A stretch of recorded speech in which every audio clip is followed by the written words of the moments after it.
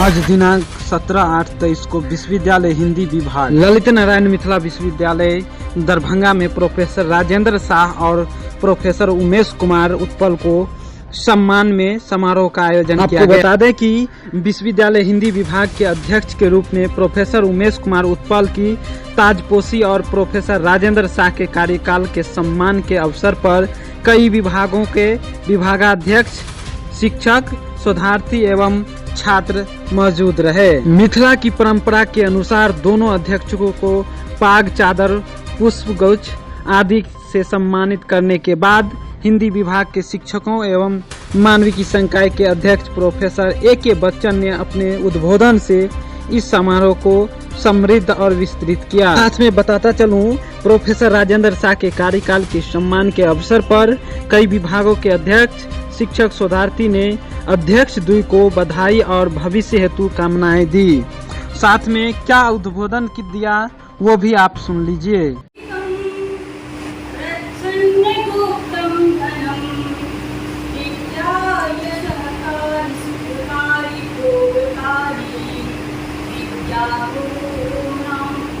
क्या हार में, क्या जीत में, किंचित नहीं भयभीत में, जीवन संघर्ष पथ पर जो मिला यह भी सही वह भी सही। भले कोई डूब जाए सहारा नहीं होता, हमने यही सोचकर लगा दी है छलांग, ऐसे कतरों से खेलना दोबारा नहीं। विषाद का पल है, खुशी और गम का पल है, विरह और मिलन का पल है। निश्चित रूप से हम लोगों के लिए भी यह भावुक करने वाला पल है। दोनों ही अध्यक्षों से लंबे समय से मैं जुड़ा रहा हूँ। कहा कि यह काल 3 साल का ऐतिहासिक रहा। ऐतिहासिक कई मायनों में था। हमने वो काल देखा जो 21वीं सदी की भीषण त्रासदी का काल था, जिसको हम लोग कोरोना काल के नाम से जानते हैं। ठीक उसी काल में सर का आगमन हुआ। आप कल्पना कीजिए, ठीक उसी समय बिहार सरकार ने एक वैकेंसी निकाल दी सहायक प्राध्यापक की। किसी भी विश्वविद्यालय का या विभाग का जो हम लोग एक पैमाना सेट करते हैं कि वह कितना सफल है या कितना कार्य कर रहा है, अगर उस पैमाने पर सर के आंकड़ों को देखा जाए तो आपको अद्भुत खुशी मिलेगी। इस विभाग से नहीं कुछ तो करीब 50 लोगों की इस बार सहायक प्राध्यापक के रूप में नौकरी लगी, जिसमें करीब वह सर हमेशा एक नई राह तलाशते रहे। उन आवाज़ों के लिए जिन आवाज़ों को दबा दिया गया है या जिन आवाज़ों को सुना नहीं गया है गौर से, और उन आवाज़ों को केंद्रिता देने का प्रयास उन्होंने विभाग में भी किया है और विभाग के बाहर एक साहित्यिक डिस्कोर्स में भी वह प्रयास हमेशा निरंतर जारी रहा। आप विभाग के पिछले इतिहास को पढ़ करके देखें, अस्मिता मूलक विमर्श पे अंतर्राष्ट्रीय सेमिनार पहली दफ़ा, शायद मेरी स्मृति में पहली दफ़ा राजेंद्र सर की अध्यक्षता में होता है। और यह अंतर्राष्ट्रीय सेमिनार पूरे साहित्यिक जगत को एक लंच प्रदान करता है कि पक्ष विपक्ष अनेक दृष्टिकोणों से आप आइए, बात कीजिए, साहित्य के लोकतांत्रिकरण के इस महती कार्य में अपना योगदान दिए। और राजेंद्र सर उस पूरे साहित्य के लोकतांत्रिकरण के केंद्रक बनकर खड़े रहे और उन्होंने पूरी प्रक्रिया को पूरे लोकतांत्रिक तरीके से निभाया। और एक अध्यक्ष के तौर पे उन्होंने विभाग को जितना डेमोक्रेटाइज किया है वो कम बड़ी बात नहीं है। तो अभी का क्षण इसको हम कहते हैं, इस रूप में कह सकते हैं या विरह मिलन की बेला, विरह मिलन की बेला के रूप में इसको हम देख रहे हैं। और इन दोनों को सम्मानित करना, मुझको लग रहा है कि मैं अपने आप को सम्मानित कर रहा हूँ। मुझे फख्र है कि दोनों विभागाध्यक्ष पूर्व और वर्तमान हमारे समकालीन रहे हैं और एक ही साथ हम लोगों की बहाली हुई। एक ही पैनल में हम सभी लोग हैं। राजेंद्र जी उस समय GD कॉलेज गए, उत्पल जी बहेड़ी कॉलेज गए और हम समस्तीपुर कॉलेज। हम लोग एक ही बैच के 96 बैच के हैं। इसलिए मुझे आज अपार खुशी हो रही है एक को तो विभागाध्यक्ष बनते हुए देखा और फिर दूसरे हमारे मित्र आज विभागाध्यक्ष बनकर के यहाँ विराजमान है, इसलिए यहाँ समाज खुशी हो गई। सच पूछिए तो इस काल में बहुत ढंग का खट्टा मीठा अनुभव सबको हुआ होगा, बहुत ढंग की बातें होती हैं। लोग नकारात्मक बातों की ओर नहीं जाते हैं, लेकिन सकारात्मक बातें क्या है उसको लोग भूल जाते हैं। बहुत सारी बातें हुई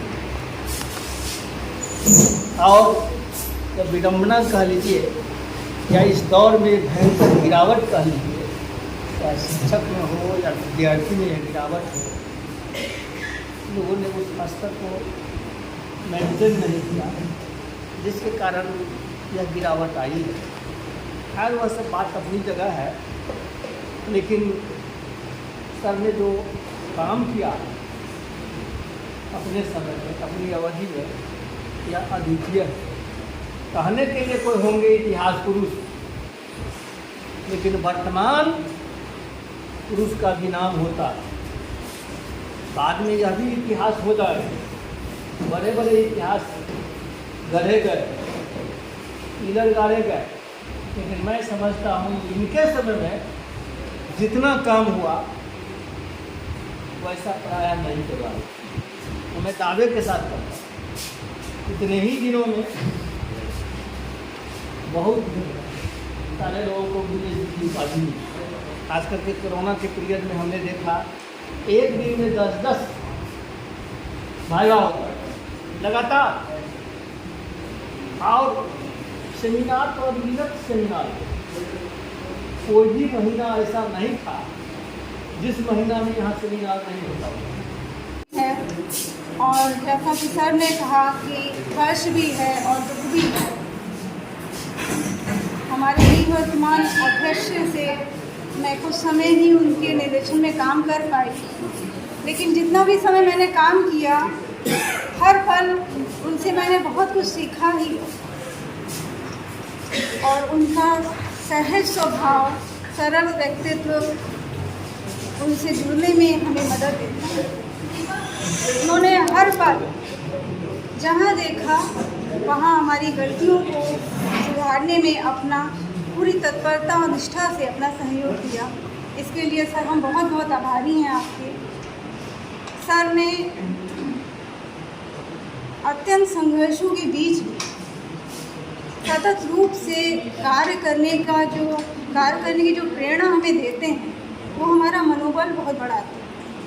कल सर को सुनते समय यह बात मुझे बहुत गहराई से प्रभावित की कि हमें अपना कार्य सतत रूप से करते रहना चाहिए। उस कार्य का फल हमको अवश्य कहीं ना कहीं देखने को जरूर मिलता है। ये सतत कार्य की जो प्रेरणा हमें देकर वो जा रहे हैं, निश्चित रूप से वो हम सभी के लिए एक कह सकते हैं कि प्रेरणा का काम करेगा। सर ने बहुत कठिनाइयों के बीच, संघर्षों के बीच अपने विभाग रुपेश बगिया को सजाने संवारने में अपना पूरा सहयोग दिया है। तमाम कठिनाइयाँ हर एक के सामने आती हैं, हर एक के दर्द भी बहुत एक जैसे हो सकते हैं, कठिनाइयाँ भी एक जैसे हो सकती हैं, लेकिन हौसला सबका अलग अलग होता है। और सब सर के साथ उनके निर्देशन में काम करते हुए मैंने देखा है कि अनेक संघर्ष क्रमागत रूप से आते गए, लेकिन सर अनवरत रूप से आगे बढ़ते। क्या कहेंगे हिंदी विभाग के लिए और यहाँ के छात्र के लिए इस विश्वविद्यालय?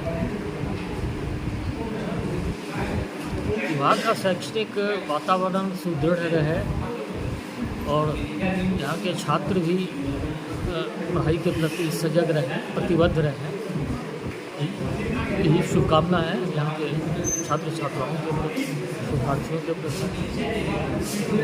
विभाग में कई ऐसी समस्या है और उनसे जूझते हुए भी आपने बहुत अच्छे से अपना काम बखूबी निभाते हुए निकल अगर व्यक्ति में निष्ठा हो, तत्परता हो, लगन हो, ईमानदारी हो, तो कहीं कोई बाधा उसे बाधित नहीं कर सकती। इसलिए व्यक्ति का मन यदि साफ है तो उसमें कहीं कोई समस्या आने नहीं है।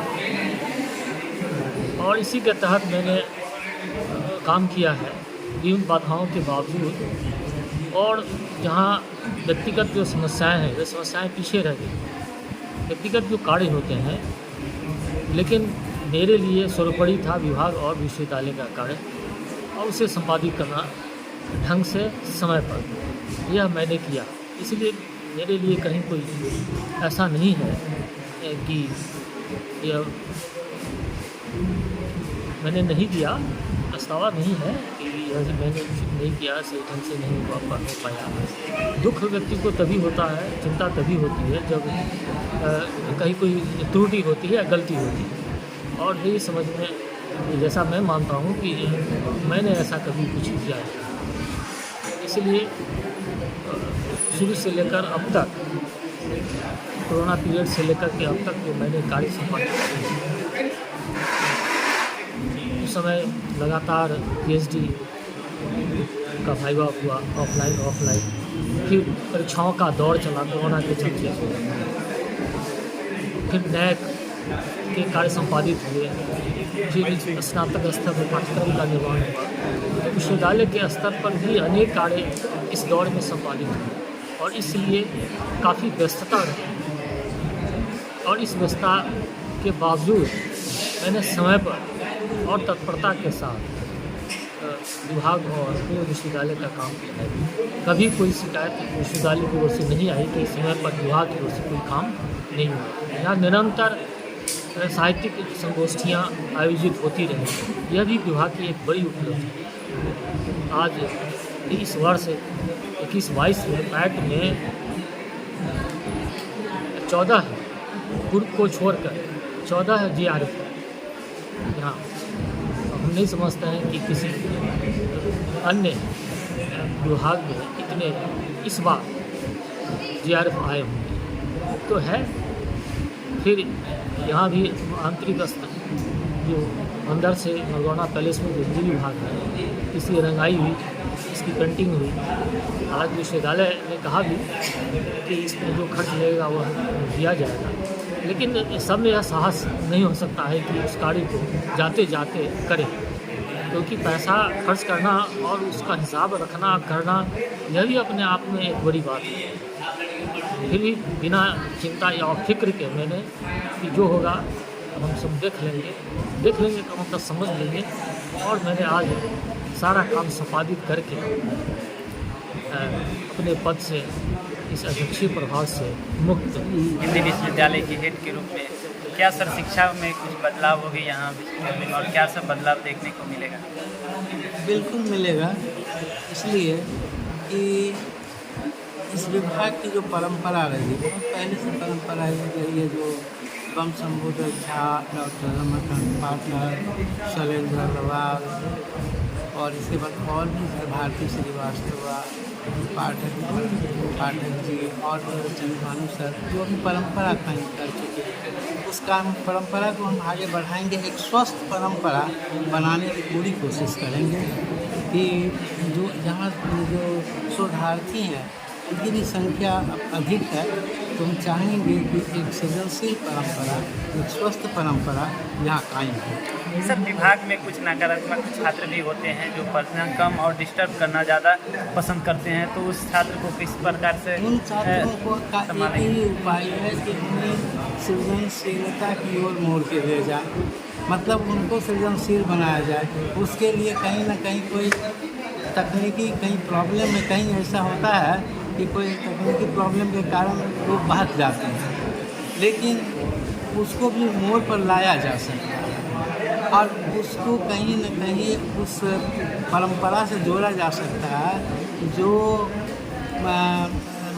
रचनात्मक कार्यों से जोड़ सके। अगर उनको रचनात्मक कार्यों से हम जोड़ देते हैं तो स्वाभाविक है कि कहीं ना कहीं उस तरह की कोई इस तरह की रुकावट नहीं आएगी।